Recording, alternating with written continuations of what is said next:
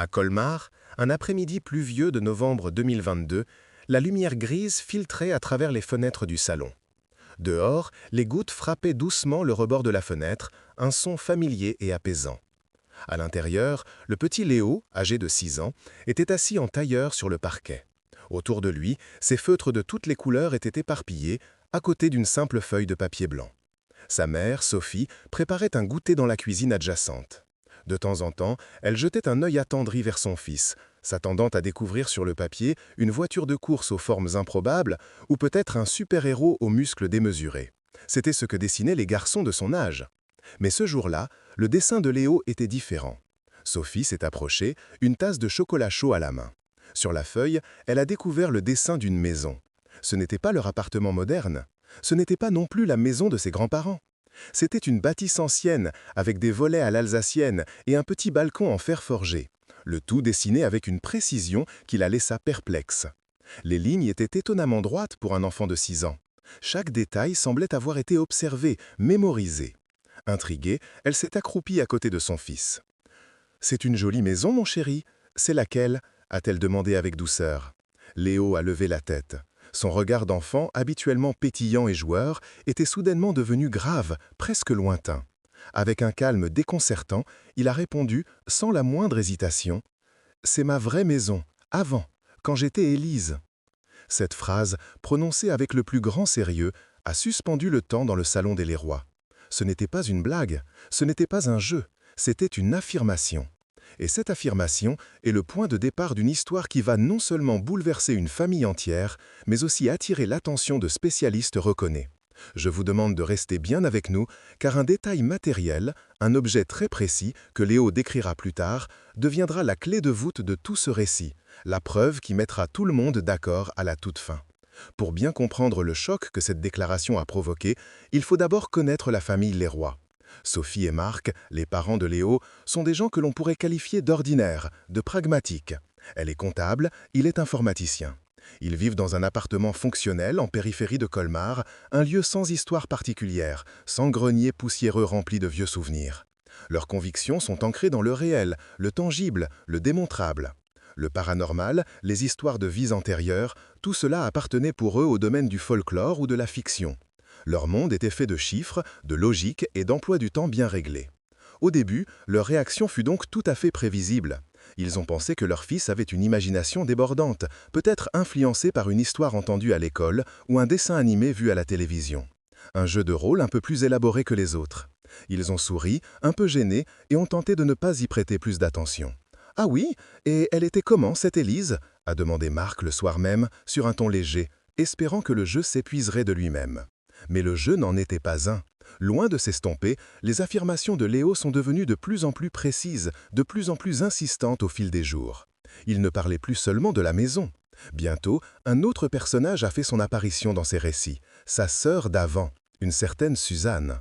Léo en parlait avec une affection palpable, comme s'il venait de la quitter la veille.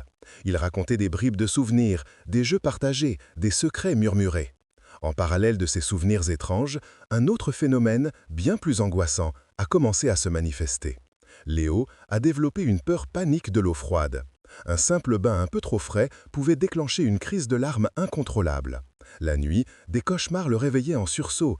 Il parlait dans son sommeil d'un grand bruit, de beaucoup d'eau et d'une sensation de froid intense qu'il paralysait. Pour ses parents, la coïncidence entre ces récits d'une autre vie et ses angoisses nocturnes devenait difficile à ignorer. L'hypothèse de l'imagination fertile commençait à se fissurer. Le doute, puis une inquiétude sourde, commençaient à s'installer dans leur esprit si cartésien.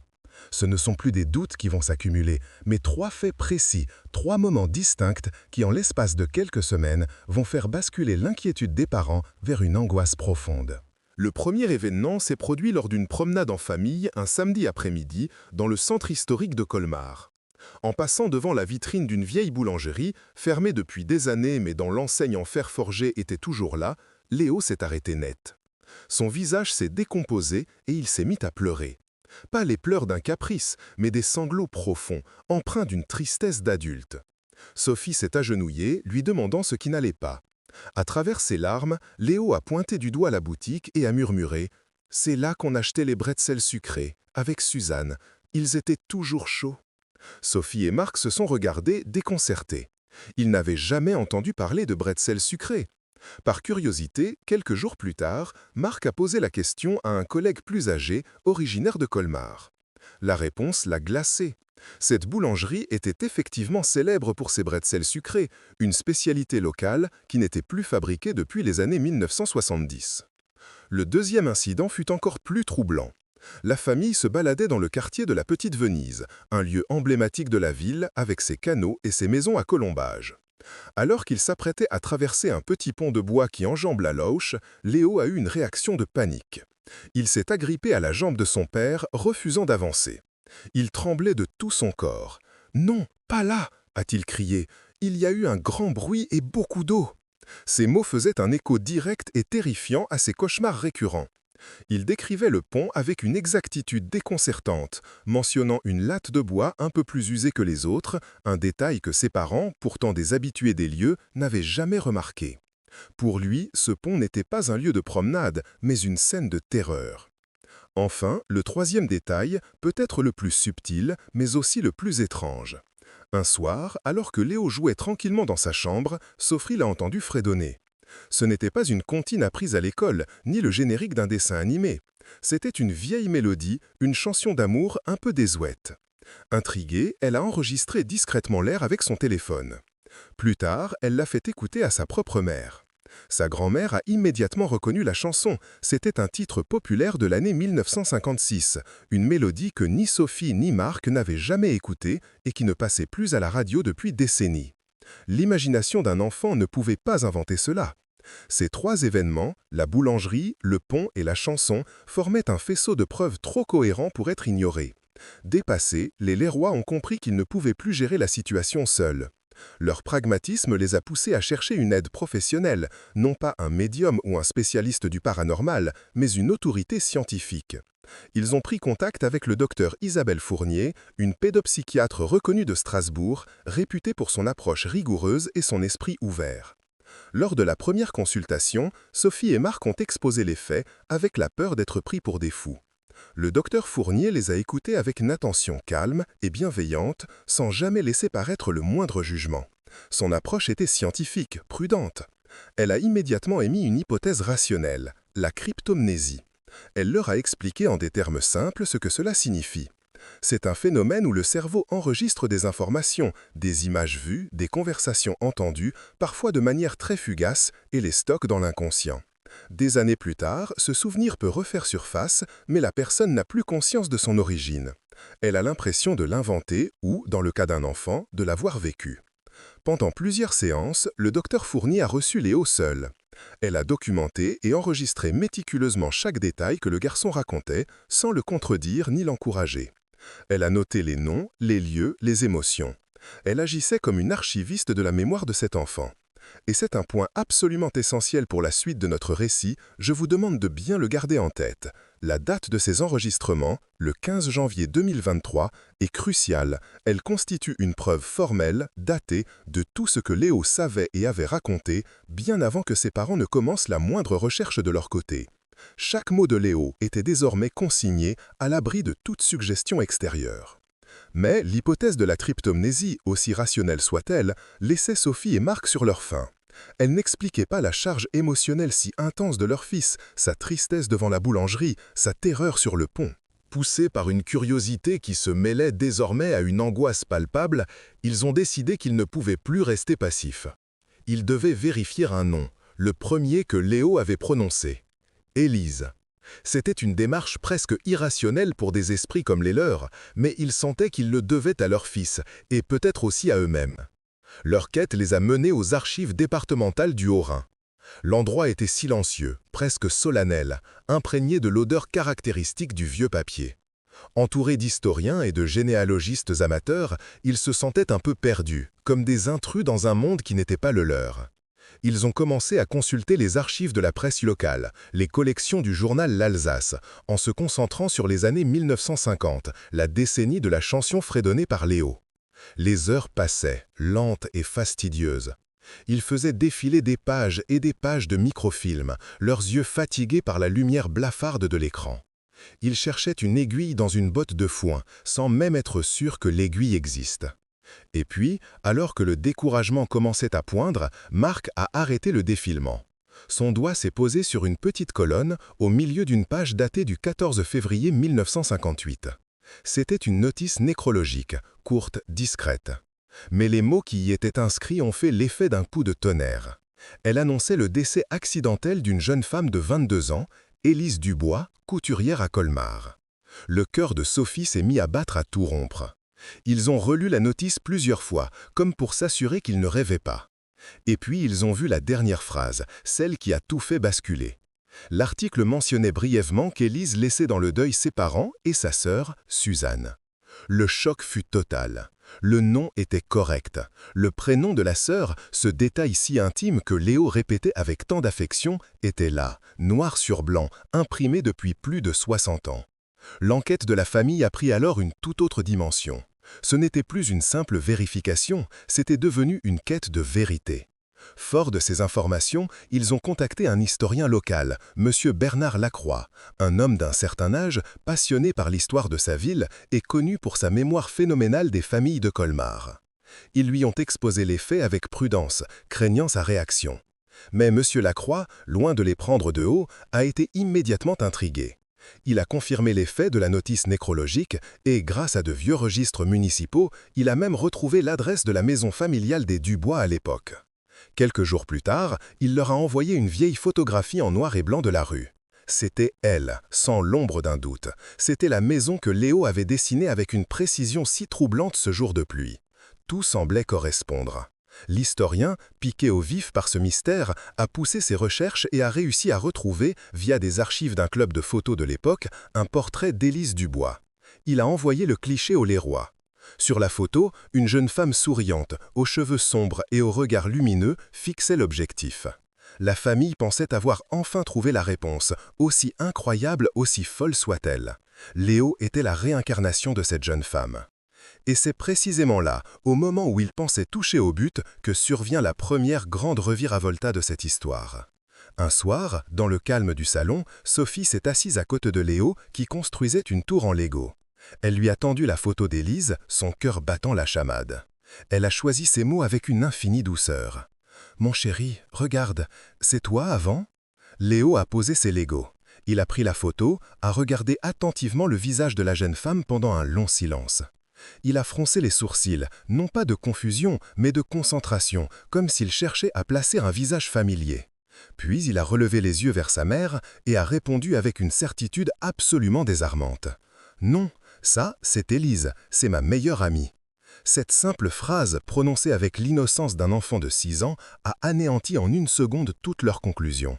Le soulagement qu'ils avaient commencé à ressentir s'est évaporé, remplacé par un vertige encore plus grand. Si Léo n'était pas Élise, alors qui était-il?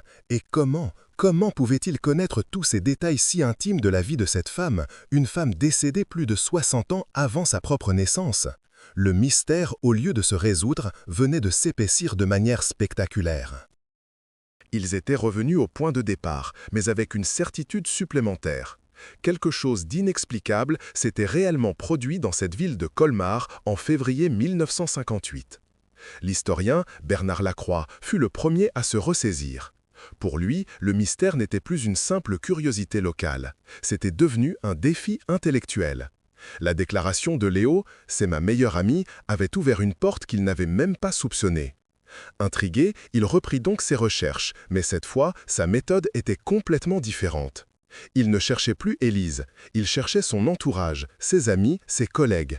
Il se plongea à nouveau dans les archives municipales, non plus dans les registres d'état civil, mais dans les annuaires professionnels, les listes électorales et même les photos de classe des écoles de Colmar de l'époque.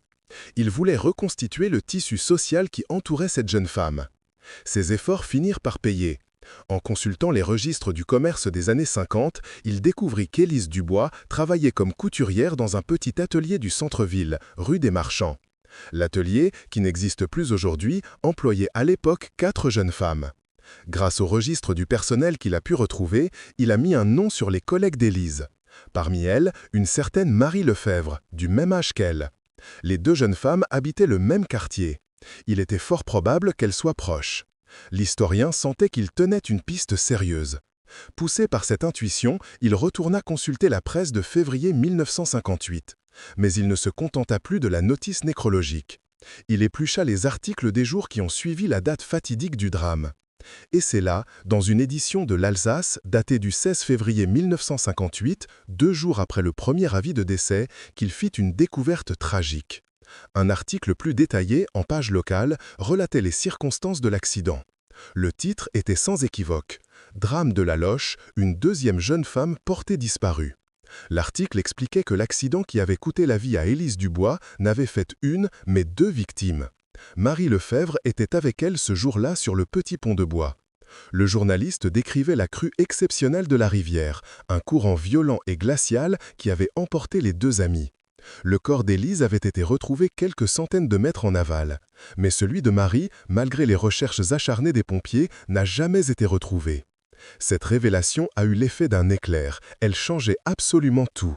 Chaque détail étrange, chaque beurre irrationnel de Léo s'emboîtait soudainement dans une logique nouvelle et glaçante. Les souvenirs que le petit garçon décrivait n'étaient pas ses propres souvenirs en tant qu'Élise, mais les souvenirs de quelqu'un qui était intimement lié à elle, qui avait vécu ses derniers instants à ses côtés, sa meilleure amie. La peur panique de l'eau froide, ce n'était plus une simple phobie, c'était l'écho sensoriel d'une mort par noyade dans une rivière en plein hiver. Le pont, le grand bruit, les cauchemars, tout prenait un sens terrible. Léo ne se souvenait pas de la vie d'Élise, il se souvenait de sa propre mort en tant que mari, aux côtés de son amie. Nous avons donc maintenant une histoire cohérente. Nous avons les noms, Élise Dubois et Marie Lefebvre. Les lieux, Colmar, la Petite Venise, le Petit Pont de Bois. Les dates, février 1958. Et une explication qui relie tous les fragments de souvenirs de Léo. Mais une histoire cohérente, aussi troublante soit-elle, n'est pas une preuve. La cryptomnésie, l'hypothèse du docteur Fournier, pourrait encore, à la rigueur, expliquer comment un enfant aurait pu absorber des bribes d'une tragédie locale oubliée. La preuve définitive, celle qui écarte toute coïncidence raisonnable, manque encore. Rappelez-vous la promesse que nous vous avons faite au tout début de ce récit. Un objet matériel, un détail décisif qui allait tout sceller. Nous y arrivons. C'est ce détail qui va faire passer cette histoire du statut de coïncidence extraordinaire à celui de cas documenté exceptionnel. Le clou de cette histoire incroyable, la pièce maîtresse du puzzle, se trouve dans un lieu inattendu. Les enregistrements audio du docteur Fournier. Ceux qui ont été faits des mois auparavant, le 15 janvier 2023. Dans ces bandes, à l'abri de toute influence, la voix du petit Léo décrivait avec ses mots d'enfant un objet qui lui était particulièrement cher dans sa vie d'avant. Il parlait d'un petit médaillon en argent, un cadeau, disait-il, que son papa d'avant lui avait offert pour son anniversaire. Il avait même été jusqu'à préciser un détail d'une précision chirurgicale. Une date, disait-il, était gravée à l'intérieur du médaillon. La date était le 10-5-1957, 10 mai 1957. À l'époque, personne, ni ses parents, ni la pédopsychiatre, n'avait compris la signification de cette date. C'était un chiffre parmi d'autres, une information flottante dans le récit de l'enfant. C'est l'historien, M. Lacroix, qui, en apprenant cette nouvelle information, a eu l'intuition décisive. Il a compris que la preuve ne se trouverait pas dans les archives publiques, mais dans la sphère privée, dans les souvenirs intimes des familles. Après de longues recherches généalogiques, il est parvenu à retrouver un lointain descendant de la famille Dubois, un petit-neveu d'Élise vivant en Normandie. Touché par l'histoire, cet homme a accepté de donner accès à ce qui restait des souvenirs de sa grande-tante, une simple boîte en carton conservée dans un grenier. Dans cette boîte, parmi quelques photos jaunies et des coupons de tissu, se trouvait une liasse de lettres. L'une d'elles, écrite par la mère d'Élise quelques semaines après l'accident, était adressée à sa propre sœur. Dans cette lettre, la mère endeuillée raconte sa douleur, mais elle y relate aussi un fait précis. Elle écrit que les gendarmes, lors de leurs recherches le long de la rivière, avaient retrouvé un objet accroché à une branche basse sur la berge à quelque distance du pont. C'était le médaillon de Marie. La lettre le décrit avec une précision poignante. Un petit cœur en argent un peu terni par l'eau. Et puis vient la phrase qui scelle cette histoire. La mère d'Élise retranscrit la gravure qu'il portait à l'intérieur pour que sa sœur se souvienne bien de l'objet. La gravure était 10 mai 1957. Elle ajoute que c'était la date des 21 ans de Marie, un cadeau de son père. La boucle était bouclée. Ce médaillon, décrit par un enfant de 6 ans à Strasbourg en janvier 2023, avant que quiconque ne connaisse son existence, et dont la description est validée à la lettre par un document privé et intime de 1958, constitue l'élément irréfutable.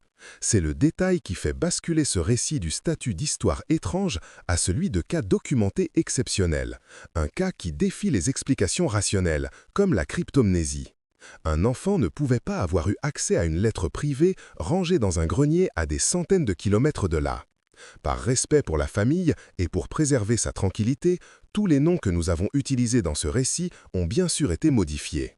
Léo, aujourd'hui, vit une enfance paisible. Ses parents rapportent que ses souvenirs de la vie de Marie s'estompent peu à peu, comme un rêve qui s'efface au réveil. Il ne fait plus de cauchemars et a retrouvé le plaisir simple de jouer près de l'eau. Le cas de Colmar reste cependant l'un des plus troublants et des mieux documentés que nous ayons eu l'occasion d'étudier. Si les histoires ou des objets du passé, des preuves matérielles, viennent valider les dires d'enfants vous intéressent et que vous souhaitez voir comment des enquêtes similaires peuvent parfois aboutir à des conclusions différentes, nous vous invitons à découvrir notre enquête sur le cas de Lyon. Elle est disponible dès maintenant dans notre playlist consacrée aux révélations d'enfants. Merci de nous avoir suivis jusqu'au bout.